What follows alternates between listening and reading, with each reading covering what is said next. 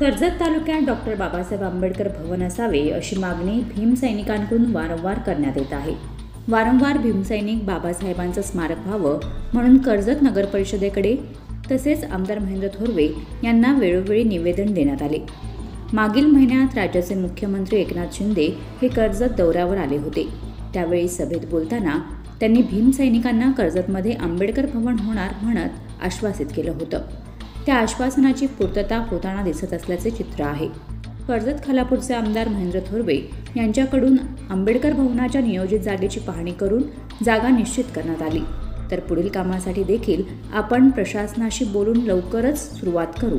संबंध राज्यात नसेल असे डॉक्टर बाबासाहेब आंबेडकर भवन आपण सर्वांच्या सहकार्याने कर्जतमध्ये उभे करू असे देखील थोरवे यांनी उपस्थित भीमसैनिकांना सांगितले। दरम्यान या भवनासाठी 5 कोटी रुपयांचा निधी देणार असल्याची घोषणा मुख्यमंत्री यांनी केली होती।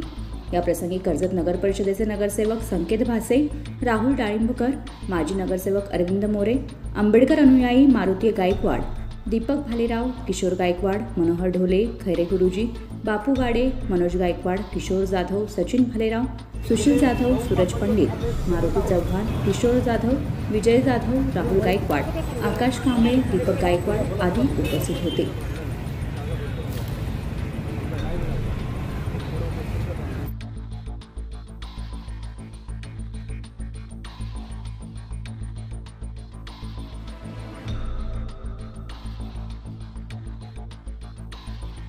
कर्जत लाईव्हसाठी गणेश पवार, कर्जत।